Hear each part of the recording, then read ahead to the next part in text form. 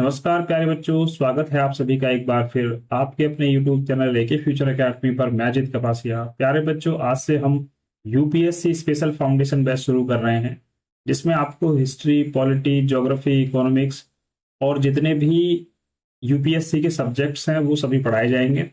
आज की हमारी क्लास हिस्ट्री की रहने वाली है और बिल्कुल शुरुआत से हम हिस्ट्री को समझने की कोशिश करते हैं। सबसे पहले शुरुआत करते हैं इतिहास की। इतिहास को इंग्लिश में हिस्ट्री कहते हैं और इतिहास एक ऐसा ग्रंथ है जो हमें अतीत यानी कि पास्ट में हुई घटनाओं के बारे में जानकारी देता है। और इतिहास हमें उन घटनाओं के बारे में ही जानकारी देता है जिनके एविडेंस या साक्ष्य मौजूद हों। कोई भी हम किसी को बात बता रहे हैं कि भाई ऐसा इतिहास में हुआ था, तो उसके हमारे पास एविडेंसेस, साक्ष्य या प्रमाण होने चाहिए। हिस्ट्री शब्द जो है ये ग्रीक भाषा के शब्द हिस्टोरिया से बना है। यूनानी लेखक हेरोडोटस ने हिस्टोरिका नामक पुस्तक लिखी। हेरोडोटस को इतिहास का पिता, जनक या फादर कहा जाता है। अब इतिहास के अनुसार साक्ष्य, सबूत, एविडेंस किसे माना जाता है? तो खुदाई से प्राप्त कोई भी अवशेष अगर मिलता है तो उसे भी एविडेंस माना जाता है। इसके अलावा पुरालेख में क्या क्या होते हैं? अभिलेख हो सकता है, स्तंभ लेख, शिलालेख एवं गुहालेख। ठीक है। प्राचीन सिक्के, मूर्तियां, प्राचीन स्मारक या भवन, कलाकृतियां, साहित्यिक लेख। साहित्यिक लेख जो होते हैं वो दो तरह के होते हैं, धार्मिक और गैर धार्मिक। और धार्मिक में भी ब्राह्मणीय साहित्य और गैर ब्राह्मणीय। ब्राह्मणीय साहित्य में कौन कौन आते हैं? वेद, उपनिषद, पुराण, प्राणायक। जबकि गैर ब्राह्मण में बौद्ध और जैन ग्रंथ आते हैं। बौद्ध ग्रंथों में बुद्ध चरित है, सुत्पिटक है, विनयपिटक है और अभिधम्म पिटक है। जबकि जैन ग्रंथों में कल्पसूत्र और भगवती सूत्र। इनसे भी हमें इतिहास की महत्वपूर्ण जानकारी मिलती है। गैर धार्मिक ग्रंथ कौन कौन से हैं? जैसे अर्थशास्त्र है, रजतंगणी है, इंडिका है, संगम साहित्य है, हर्षचरित्र है। इनसे भी हमें इतिहास के बारे में महत्वपूर्ण जानकारी मिलती है। इसके बाद आपका विदेशी यात्रियों का जो विवरण है, बहुत सारे विदेशी यात्री भारत में प्राचीन काल में घूमने के लिए आए हैं। उन्होंने यहाँ पर बहुत सारी जानकारी इकट्ठी करी है और वो जब यहाँ से गए हैं तो उन्होंने अपने अकाउंट्स यानी कि यात्रा वृत्तांत लिखे हैं, जिनसे भी हमें महत्वपूर्ण जानकारी मिलती है इतिहास के बारे में। अब खुदाई से प्राप्त अवशेष कौन कौन से हो सकते हैं? मिट्टी के बर्तन हो सकते हैं, मोहरे हो सकती हैं, कलाकृतियां हो सकती हैं, मूर्तियां हो सकती हैं, सिक्के हो सकते हैं, सभ्यताओं के अवशेष हो सकते हैं, भवन, स्मारक, अस्त्र शस्त्र और बहुत सारी चीज हैं जिन्हें हम अवशेष मानते हैं, जो खुदाई से निकल सकते हैं। चित्रकला, कला, मृत भांड, टेराकोटा, बहुत सारी चीजें जो हैं उनको हम अवशेष मानते हैं। अब सबसे पहले एक सिक्कों के बारे में पढ़ते हैं, क्योंकि सिक्कों को भी एक महत्वपूर्ण अवशेष के रूप में माना जाता है। तो सिक्कों का जो अध्ययन है इसे मुद्रा शास्त्र या न्यूमिस्मैटिक्स कहा जाता है। जिन सिक्कों पर केवल आकृतियां बनी हो, कोई लेख मौजूद ना हो, उन्हें आहत सिक्के या पंचमार सिक्के भी कहा जाता है। प्रारंभिक या प्राचीन सिक्कों को आहत सिक्के कहा जाता है, क्योंकि प्रारंभ में जो सिक्के कॉइन चलाए जाते थे उन पर कोई भी लेख नहीं लिखा जाता था। उन पर केवल कुछ आकृतियां बनी होती थी, जैसे मछली की आकृति, हाथी की, पेड़ इत्यादि की। इनके ऊपर केवल इमेज बनी हुई होती थी, इनके ऊपर कुछ भी लिखा हुआ नहीं होता था। पंचमार्क सिक्कों को सर्वप्रथम 1800 ईस्वी में कोयम्बटूर, तमिलनाडु में कर्नल कोल्डवेल नामक व्यक्ति ने प्राप्त किया था। तिथि तथा लेख युक्त सिक्के भारत में पहली बार हिंद यूनानी यानी हिंद यमन शासकों ने जारी किए हैं। भारत में सर्वाधिक सिक्के मौर्योत्तर काल में जो है प्राप्त हुए हैं। सबसे ज्यादा यानी कि आप कह सकते हो अलग अलग धातुओं के जो सिक्के चलाने का सबसे महत्वपूर्ण उदाहरण मिलता है वो मौर्य काल में मिलता है, क्योंकि मौर्य शासकों ने सीसे, पोटीन, तांबा, कांसा, चांदी, सोना इत्यादि के सिक्के चलाए थे। भारत में सर्वाधिक सोने के सिक्के गुप्त शासकों ने चलाए हैं। वेरी वेरी इंपॉर्टेंट क्वेश्चन है, कई बार एग्जाम में पूछा गया है कि भारत में सबसे अधिक सोने के सिक्के किसने चलाए थे? तो ये चलाए थे गुप्त शासकों ने। भारत में सर्वाधिक शीशे के सिक्के किसने चलाए हैं? तो ये सातवाहन शासकों ने चलाए हैं। भारत में सबसे पहले शीशे के सिक्के सातवाहन शासकों ने चलाए हैं। यानी कि दोनों क्वेश्चन देखो सेम है। भारत में सबसे पहले शीशे के सिक्के ये भी सातवाहनों ने चलाए हैं, और भारत में सबसे पहले शीशे के सिक्के या सर्वाधिक शीशे के सिक्के ये सातवाहन शासकों ने चलाए हैं। भारत में सर्वाधिक तांबे के सिक्के कुषाण शासकों ने चलाए हैं। भारत में सबसे पहले टीन के सिक्के ये भी जो है सातवाहन शासकों ने चलाए हैं। सबसे पहले भारत में सोने के सिक्के कुषाण शासकों ने चलाए हैं। और ये जो कुषाण शासकों में भी जो विम कड़फिसस था उसने सोने के सिक्के चलाए थे, परंतु ये शुद्ध सोने के सिक्के नहीं थे, विशुद्ध थे, इनमें मिलावट थी। ठीक है, तो जो विम कड़फिसस था इसके सिक्कों पर शिव, नंदी, बैल एवं त्रिशूल इत्यादि की आकृतियां मिली हैं। सिक्कों पर राजाओं के नाम लिखवाने की शुरुआत हिंद यूनानी यानी यवन शासकों ने की। गुप्त काल में चांदी के सिक्कों को रूपक कहा जाता था। अब आगे पढ़ते हैं पुरालेख। पुरालेख क्या होता है? तो पुरालेख शास्त्र को ईपीग्राफी कहते हैं। ईपीग्राफी का मतलब है अभिलेखों का जो अध्ययन है उसे हम ईपीग्राफी या पुरालेख शास्त्र कहते हैं। पैलियोग्राफी का मतलब है प्राचीन लिपियों का अध्ययन। खरोष्टी लिपि जो है ये दाएं से बाएं लिखी जाती है और ब्राही लिपि जो है ये बाएं से दाएं लिखी जाती है। प्रारंभ में जितने भी जो अभिलेख मिलते हैं प्राचीन, तो वो प्राकृत भाषा में, प्राकृत लिपि में लिखे हुए मिलते हैं। यूनानी अरमाइक लिपि, तो ये यूनानी और अरमाइक लिपि जो है ये इसके उदाहरण कहाँ देखने को मिलते हैं? तो पाकिस्तान और अफगानिस्तान में जो अशोक के अभिलेख मिले हैं उनमें इस यूनानी अरमाइक लिपि का प्रयोग किया गया था। अभिलेखों में सामान्य जन, अधिकारी, सामाजिक, धार्मिक और प्रशासन के बारे में जानकारी मिलती है। 1837 यानी 1837 में जेम्स प्रिसेप ने ब्राही लिपि को पढ़ने में सफलता हासिल करी है। कुछ अभिलेखों में दान, राजाओं की जीत तथा शाही आदेश, आप कह सकते हो कि शासन के आदेश का वर्णन भी मिलता है। सर्वाधिक अभिलेख जो हैं ये मैसूर संग्रहालय में रखे गए हैं, संग्रहित करे गए हैं। और ये जो अभिलेख हैं ये पत्थर पर, धातु पर या अन्य किसी कठोर सतह पर जो है स्थायी रूप से बनाए जाते थे। ऐसा नहीं है कि आपने बनाए और वो कुछ दिन बाद मिट जाएं या खत्म हो जाएं, तो इन्हें जो है उकेरा जाता था।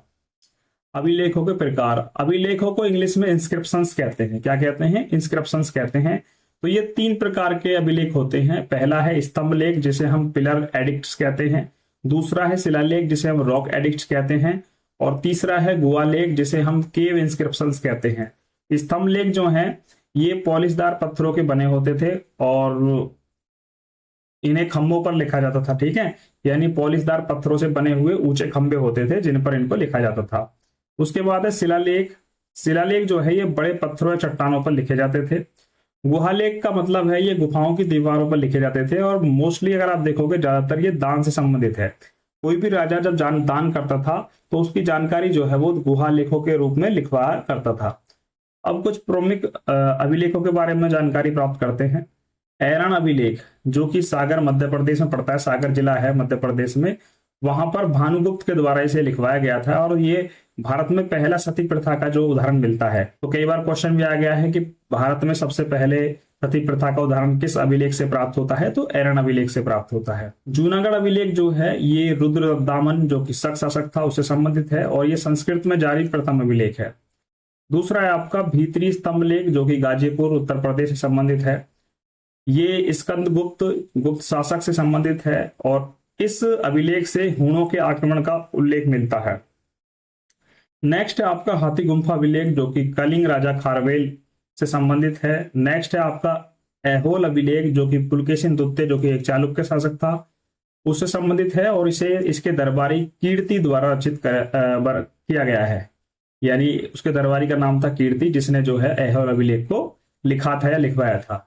ग्वालियर प्रशस्ति अभिलेख जो है ये राजा भोज प्रथम जो कि प्रतिहार वंश से था उसके द्वारा लिखवाया गया है। देवपाड़ा अभिलेख ये विजय सेन के द्वारा लिखवाया गया है।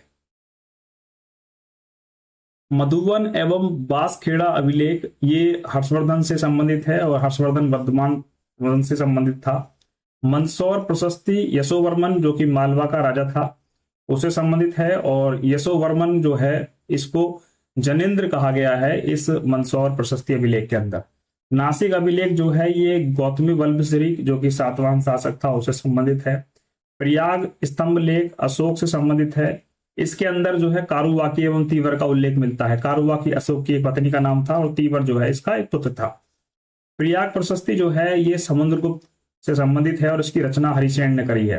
ठीक है, प्रयाग प्रशस्ति जो है पहले ये जो है कौशाम्बी उत्तर प्रदेश में था, बाद में इसे प्रयाग में लाया गया है और पहले शुरुआत में इसे अशोक ने लिखवाया है। उसके बाद में समुद्रगुप्त की भी जानकारी जो है इसके एक दरबारी था हरिसेन, जिसने इसके बारे में लिखा है। ठीक है।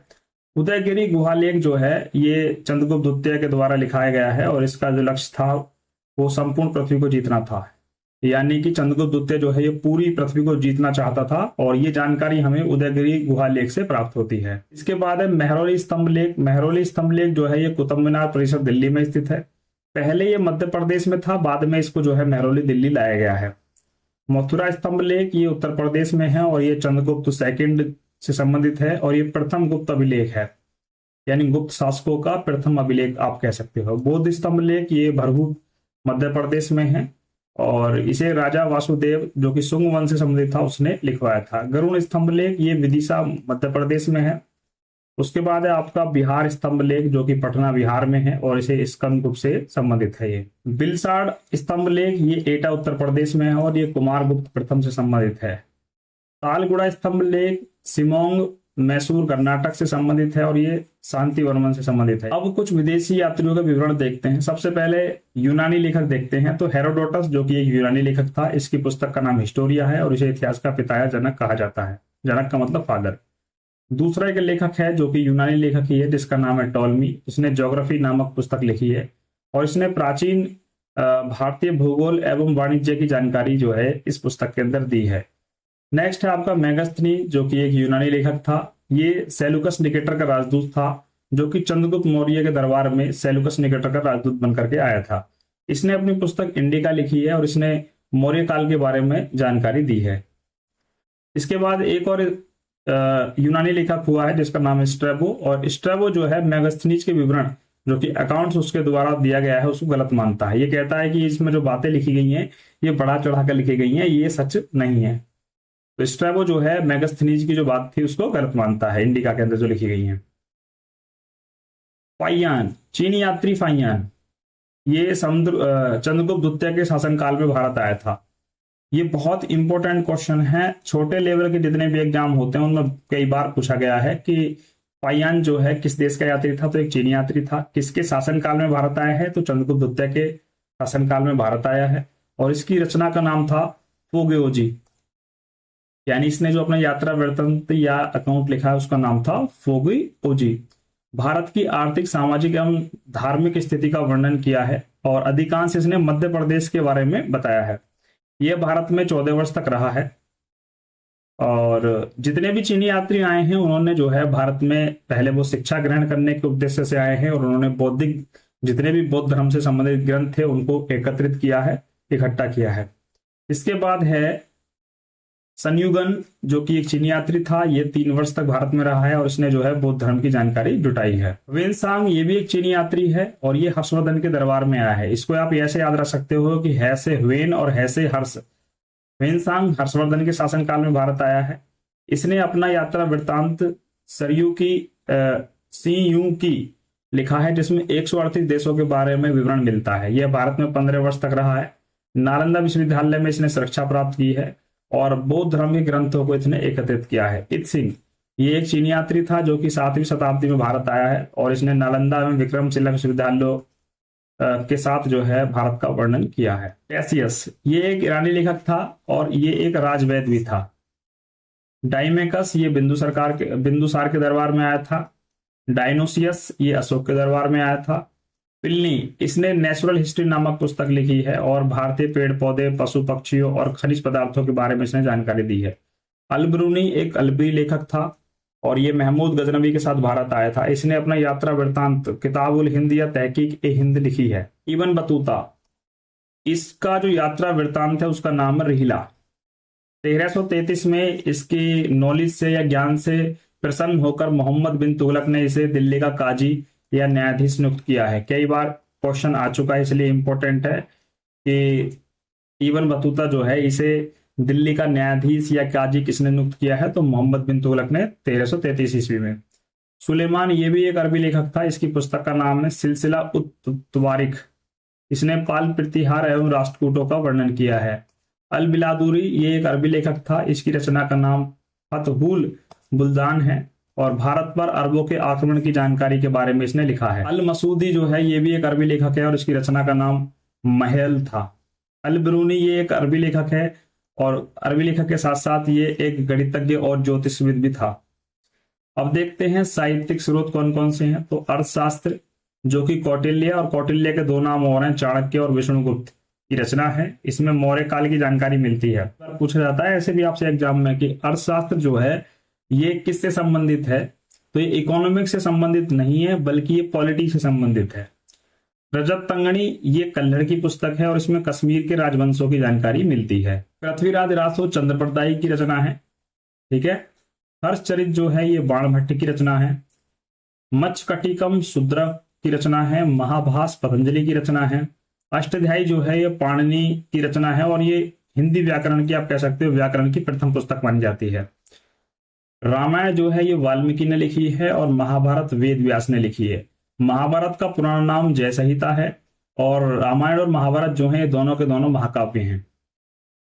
अब कुछ बौद्ध ग्रंथों के बारे में जानते हैं। ये क्वेश्चन बहुत आपसे पूछा जाता है कि जातक कथा किससे संबंधित है। तो जातक कथाओं का संबंध जो है वो महात्मा बुद्ध से है और जातक कथाओं में महात्मा बुद्ध के 84,000 पूर्व जन्मों की कहानियां जो हैं वो दी हुई हैं। सुत्त पिटक, विनय पिटक और अभिधम्म पिटक, ये जो तीनों के तीनों जो ग्रंथ हैं ये बौद्ध धर्म से संबंधित है। जैन ग्रंथ जो है कल्पसूत्र और भगवती सूत्र, ये जैन ग्रंथ हैं। पुरातात्विक उत्खनन जो होता है वो दो प्रकार का होता है। क्षैतिज उत्खनन का मतलब किसी सभ्यता के संपूर्ण स्वरूप के बारे में जानकारी प्राप्त करना है। अगर आप किसी भी संपूर्ण सभ्यता के बारे में जानकारी प्राप्त कर रहे हो, पूरी जानकारी प्राप्त करते हो, तो उसे क्षैतिज उत्खनन कहा जाता है। ऊर्ध्वाधर उत्खनन का मतलब होता है किसी संस्कृति के समय का या काल का मापन करना। उत्खनन से प्राप्त वस्तुओं की आयु ज्ञात करने के लिए रेडियो कार्बन डेटिंग पद्धति का यूज किया जाता है। आपने C14 कार्बन डेटिंग पद्धति का नाम सुना होगा, उसका यूज करते हैं। जो खुदाई से प्राप्त वस्तु होती है वो ये पता लगाने में कि ये कितनी पुरानी है। पांडुलिपि किसे कहते हैं, तो हाथ से लिखा हुआ दस्तावेज को पांडुलिपि कहते हैं। ये ताड़ पत्रों पर लिखी जाती थी, भोज के एक छाल पर, कपड़ों पर, कागज पर और धातुओं पर लिखी जाती थी। दो ऐसी पांडुलिपि भी आपसे एग्जाम में पूछी गई है कि बकछाली पांडुलिपि किससे संबंधित है, तो गणित से संबंधित थी। और गिलगित पांडुलिपि का संबंध किससे है, तो बौद्ध धर्म से है। अब देखते हैं समय का निर्धारण। कई बार बच्चे बहुत कंफ्यूज होते हैं टाइम को लेकर के हिस्ट्री में, तो आज हम इसमें समय का निर्धारण करना सीखते हैं। सबसे पहले आप जानते हैं कि जो समय का निर्धारण है, पूरी दुनिया में जो समय चलता है, एक यूरोपियन कैलेंडर है जिसका नाम है ग्रेगोरियन कैलेंडर, जिसके अनुसार पूरी दुनिया में समय को नापा जाता है या मापा जाता है। ये एक अंतरराष्ट्रीय कैलेंडर है और ये यूरोपियंस के द्वारा चलाया गया था। इसे पश्चिमी कैलेंडर या ईसाई कैलेंडर भी कहते हैं। इसकी स्थापना 1582 ईस्वी में पॉप ग्रेगरी 13 ने की थी। यह एक सौर कैलेंडर है, अर्थात ये ग्रहों की गति पर आधारित है कि सूर्य कितने दिन में एक चक्कर लगाता है इस तरह से, या पृथ्वी कितने दिन में एक चक्कर लगाती है, या अपना जो घूर्णन है वो कितने दिन में पूरा करता है। अब इसको थोड़ा सा समझ लेते हैं। आप जानते हैं कि जब ईसा मसीह का जन्म हुआ है तब से जो है फर्स्ट सेंचुरी की शुरुआत मानी जाती है। ईसा मसीह का जो जन्म है उससे सेंचुरी की शुरुआत मानी जाती है। तो दो चीजों को लेकर आप बहुत कंफ्यूज रहते हो, एक होता है बीसी और दूसरा होता है एडी। तो ईसा मसीह के जन्म के बाद की जो घटना है उसे एडी या एनो डोमिन कहा जाता है। क्या कहा जाता है? एडी, जिसका मतलब होता है एनो डोमिन, और इसका मतलब होता है ईसा मसीह के जन्म के बाद का समय। तो एडी को हिंदी में ईसवी या ई लिख देते हैं, जबकि ईसा मसीह के जन्म से पहले का जो समय है उसे हम बोलते हैं बीसी। ठीक है, यानी बिफोर क्रिस्ट, ईसा मसीह के जन्म से पूर्व, और इसे हिंदी में लिखते हैं ईसा पूर्व। ठीक है, आगे समझते हैं तब आपको समझ में आएगा कि बीसी जो है इसे आजकल जो है हम बीसीई लिख देते हैं। इसका मतलब है बिफोर कॉमन एरा। यानी कॉमन एरा कब माना जाता है? जब ईसा मसीह का जो जन्म हुआ है तब से कॉमन एरा को शुरुआत मानी जाती है।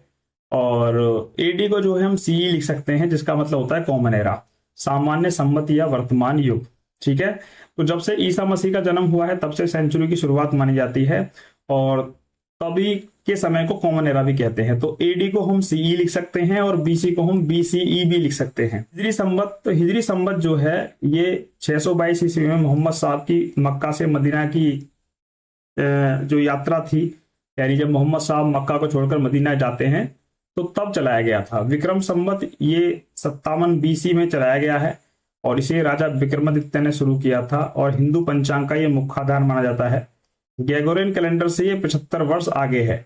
अगर आपसे विक्रम संवत के अनुसार आज का समय पूछा जाए तो जो 2026 है, जब मैं पढ़ा रहा हूं उसमें 57 जोड़कर आज जब बताओगे तो 2083, विक्रम संवत के अनुसार जो समय चल रहा है वो कितना है, 2083 है। नेक्स्ट आपने शक संवत से संबंधित भी क्वेश्चन पढ़े होंगे, तो ये 78 एडी में या 78 ईस्वी में चलाया गया था और इसे कनिष्क ने शुरू किया था। और ये भारत का राष्ट्रीय कैलेंडर है, यानी नेशनल कैलेंडर है, और ये गैगरिन कैलेंडर से 78 साल पीछे है। अगर शक संवत के अनुसार आज का आपका समय पूछा जाए तो 2026 जब मैं पढ़ा रहा हूं आपको, उसमें से आपको 78 ईयर माइनस करके बताना होगा। यानी अगर शक कैलेंडर के अनुसार हम देखें तो 1948 यानी 1948 चल रहा है। अब कुछ टाइम होता है जिसको लेकर बच्चे कंफ्यूज रहते हैं, जैसे एक दशक जिसे हम डिकेड कहते हैं, ये 10 साल का समय होता है। एक शताब्दी जिसे हम सेंचुरी कहते हैं, इसमें 100 वर्ष या 100 ईयर होती हैं। एक सहस्राब्दी जिसे हम मिलेनियम कहते हैं, उसमें 1000 वर्ष रहते हैं। प्रतिदिन को आप जानते हैं डेली कहते हैं, साप्ताहिक को वीकली कहते हैं और मासिक को मंथली, यानी जो एक महीने का समय होता है उसे हम मासिक कहते हैं। 3 महीने को त्रिमासिक या क्वार्टरली भी कहा जाता है। 6 महीने को छमाही या हाफ ईयरली कहा जाता है। वार्षिक को ईयरली कहा जाता है। जुबली, कई बार बच्चे कंफ्यूज रहते हैं कि सिल्वर जुबली का मतलब क्या होता है, तो 25 वर्ष पूरे होने पर सिल्वर जुबली मनाई जाती है, जिसे रजत जयंती भी कहते हैं। गोल्डन जुबली जो है 50 वर्ष पूरे होने पर मनाई जाती है, जिसे स्वर्ण जयंती भी कहते हैं। डायमंड जुबली जो है 60 वर्ष पूरे होने पर मनाई जाती है, जिसे हीरक जयंती भी कहते हैं। प्लेटिनम जुबली 70 या 75 वर्ष पूरे होने पर मनाई जाती है, जिसे हम प्लेटिनम जयंती कहते हैं।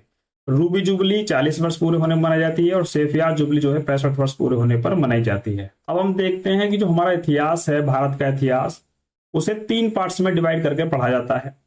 पहला जो पार्ट है उसका नाम है प्राचीन भारत का इतिहास, जिसे हम एंसेंट हिस्ट्री ऑफ इंडिया कहते हैं। दूसरा है मध्यकालीन भारत का इतिहास, जिसे हम मिडाइवल हिस्ट्री ऑफ इंडिया कहते हैं। और तीसरा है आपका आधुनिक भारत का इतिहास, जिसे हम मॉडर्न हिस्ट्री ऑफ इंडिया कहते हैं।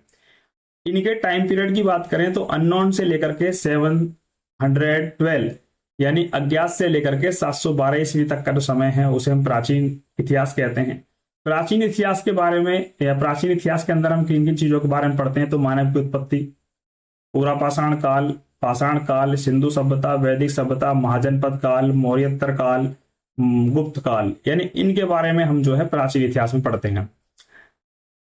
मध्यकालीन इतिहास जो है ये 712 ईस्वी से लेकर 1707 ईस्वी तक है। इसमें क्षेत्रीय साम्राज्य का जो उदय हुआ है, दिल्ली सल्तनत के बारे में पढ़ते हैं। दिल्ली में कई सारी सल्तनत जैसे तुगलक, खिलजी, सैयद, ठीक है, इन वंश के बारे में पढ़ते हैं। उसके बाद मुगल सल्तनत के बारे में, विजयनगर साम्राज्य के बारे में, मराठा साम्राज्य, उत्तर एवं दक्षिण भारत के स्वतंत्र शासक, यूरोपियों का भारत में आगमन, जो अंग्रेज, ब्रिटिश, फ्रांसीसी वगैरह जो भारत आए हैं, पुर्तगाली, उनके बारे में। आधुनिक भारत का जो इतिहास है इसे 1717 से लेकर के वर्तमान तक जो अब चल रहा है, इसमें औपनिवेशिक शासन, जो अंग्रेजों का भारत में शासन रहा है, उसको पढ़ते हैं। भारत की स्वतंत्रता संग्राम को पढ़ते हैं। भारत की जो आजादी है उसके बारे में, भारत का जो विभाजन हुआ है उसके बारे में, और आजादी के बाद की घटनाएं जो हैं वो सब आधुनिक भारत के इतिहास के अंदर पढ़ी जाती है। अब हम देखते हैं कि जो प्राचीन भारत का इतिहास है, एंसेंट हिस्ट्री है, उसे कितने पार्ट्स में डिवाइड किया गया है। तो इसे प्राचीन भारत के इतिहास को 3 पार्ट्स में डिवाइड किया गया है। बड़े ध्यान से सुनना। प्रागैतिहासिक काल, प्रागैतिहासिक काल जिसे हम प्री हिस्टोरिक पीरियड कहते हैं, इस काल की कोई लिखित जानकारी नहीं मिली है, केवल अवशेष मिले हैं जिनके आधार पर हम जो है जानकारी जुटा पाते हैं। दूसरा है आपका आद्य ऐतिहासिक काल, जिसे हम प्रोटो हिस्टोरिक पीरियड कहते हैं। इस काल में लिखित जानकारी तो हमें मिली, परंतु उसे आज तक पढ़ने में सफलता नहीं मिली है। लिखित जानकारी मिलने के बावजूद उसे पढ़ा नहीं जा सका है। इसकी भी जो जानकारी है वो अवशेषों के आधार पर मिलती है। ऐतिहासिक काल या हिस्टोरिक पीरियड किसे कहते हैं, तो लिखित एवं अवशेष दोनों मिले हैं। और इस समय में हम लोह युग की बात करते हैं। धार्मिक आंदोलन जैसे बुद्ध धर्म की स्थापना, जैन धर्म की स्थापना, इस्लाम धर्म, और 600 ईसा पूर्व से लेकर 712 ईस्वी तक का जो समय है उसे हम ऐतिहासिक काल कहते हैं। प्रागैतिहासिक काल जिसे हम प्री हिस्टोरिक पीरियड कहते हैं, उसको भी हम 2 पार्ट्स में डिवाइड कर लेते हैं। पाषाण काल जिसे हम स्टोन एज कहते हैं, और एक था आपका ताम्र युग जिसे कॉपर एज कहते हैं। जो पाषाण काल, स्टोन एज है आपका, इसको हम 3 पार्ट्स में डिवाइड करके पढ़ते हैं। पूरा पाषाण काल जिसे हम पैलिलिथिक एज कहते हैं, जो कि 25 लाख ईसा पूर्व से लेकर के 10,000 ईसा पूर्व तक का समय माना जाता है। मध्य पाषाण काल जिसे मीसियोलिथिक एज, ये 10,000 बीसी से लेकर के यानी ईसा पूर्व से लेकर के 6,000 ईसा पूर्व तक का समय। नवपाषाण काल जिसे हम नियोलिथिक एज, 6,000 ईसा पूर्व से लेकर के 2500 ईसा पूर्व तक का जो समय है उसे हम प्रागैतिहासिक काल कहते हैं। आद्य ऐतिहासिक काल जो है, इसमें दो घटनाओं के बारे में पढ़ते हैं, एक आपकी सिंधु सभ्यता और दूसरी हम पढ़ते हैं वैदिक सभ्यता के बारे में। सिंधु सभ्यता या सिंधु घाटी सभ्यता, जिसे हम इंडस सिविलाइजेशन कहते हैं, जो कि 2500 बीसी से लेकर के 1750 बीसी तक का समय। और सिंधु सभ्यता जो थी ये कांस्य युगीन सभ्यता थी। वैदिक सभ्यता का जो समय है वो 1500 ईसा पूर्व से लेकर के 600 ईसा पूर्व तक है। इसे हम वैदिक सिविलाइजेशन कहते हैं इंग्लिश में। इसके पार्ट्स को भी हम जो है दो पार्ट्स में डिवाइड कर देते हैं। एक है आपका ऋग्वैदिक काल, जिसका समय 1500 ईसा पूर्व से 1000 ईसा पूर्व मान जाता है। दूसरा है उत्तर वैदिक काल, जिसे हम 1000 ईसा पूर्व से 600 ईसा पूर्व तक मानते हैं।